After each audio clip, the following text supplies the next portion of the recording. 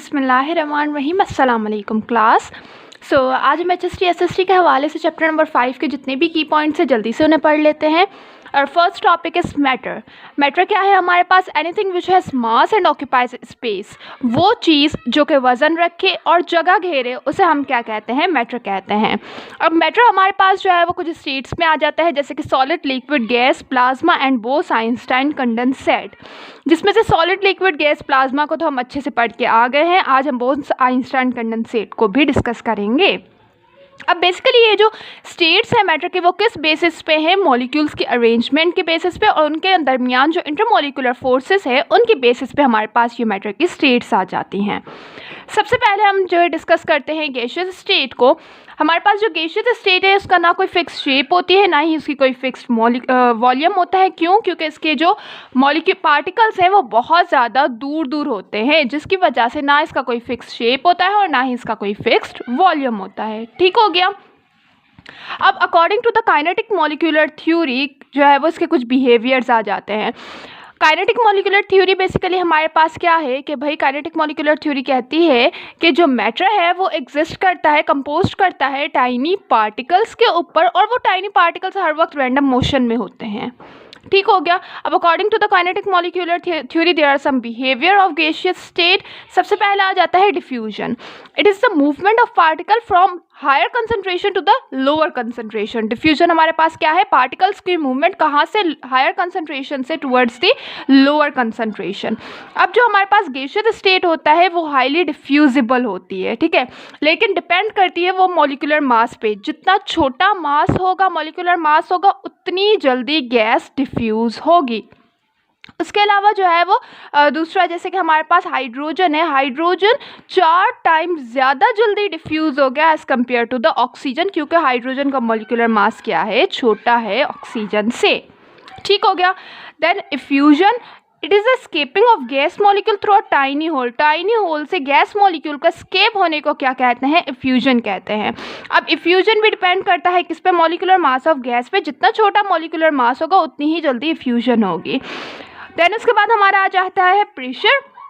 Pressure basically हमारे पास क्या है? फोर्स पर यूनिट एरिया है। इसके कई सारे यूनिट आ जाते हैं जो कि आपको पता होने चाहिए, जैसे मीटर पर मीटर स्क्वायर हो गया, पास्कल हो गया, मिलीमीटर ऑफ मर्करी हो गया, एटमॉस्फेयर हो गया और टॉर हो गया।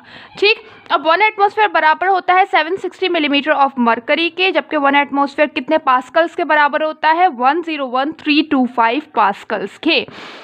एंड उसके अलावा 1 एटमॉस्फेयर जो है वो 760 टोर के बराबर होता है।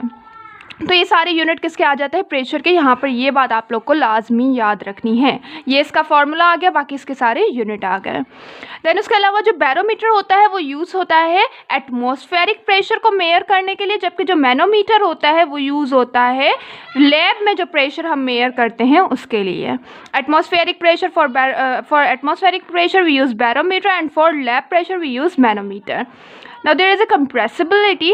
कंप्रेसिबिलिटी सिंपल क्या है कि हम किसी भी चीज़ को कितनी छोटी साइज़ में ले आ सकते हैं, तो उसे हम कंप्रेसिबिलिटी कहते हैं। सिंपल, किसी भी चीज़ के ऊपर हम प्रेशर अप्लाई करें तो वो क्या हो जाएगी? कंप्रेस हो जाएगी, छोटी हो जाएगी।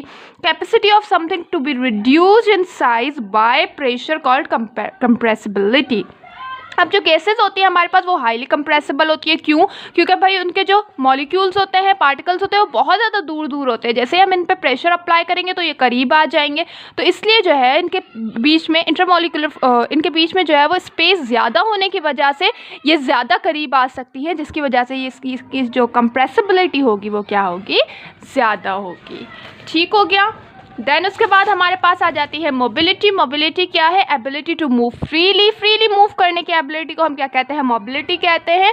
अब जो गैसेस मॉलिक्यूल्स है वो बहुत ज़्यादा फास्टली मूव करते हैं। क्यों? क्योंकि उनके पास क्या होती है? हाई काइनेटिक एनर्जी होती है।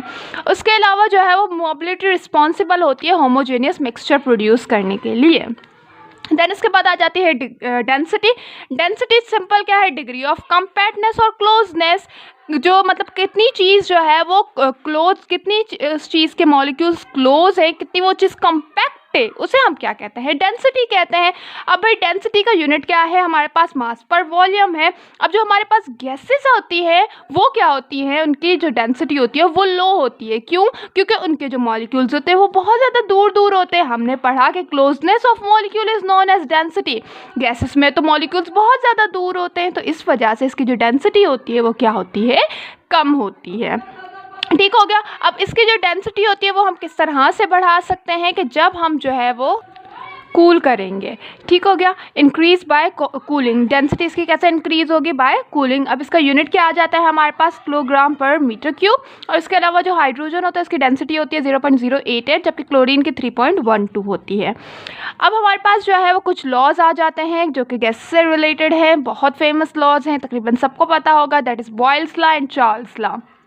अब बॉयल्स लॉ हमारे पास क्या कहता है कि भाई जो हमारा प्रेशर और वॉल्यूम है वो इन्वर्सली प्रोपोर्शनल है। मतलब जितना हम प्रेशर बढ़ाएंगे उतना ही वॉल्यूम क्या होगा, कम होगा। जितना हम प्रेशर कम करेंगे उतना ही वॉल्यूम क्या होगा, ज़्यादा होगा। ये तो हम भी समझ सकते हैं बात कि भाई एक चीज़ है, वॉल्यूम है एक का, अगर हम इस पर प्रेशर अप्लाई करेंगे तो वो चीज़ क्या होगी, कम होगी, उसका वॉल्यूम कम होगा। और अगर किसी के ऊपर हम प्रेशर कम अप्लाई करेंगे तो उसका वॉल्यूम ज़्यादा होगा, उतना ही रहेगा। ठीक हो गया।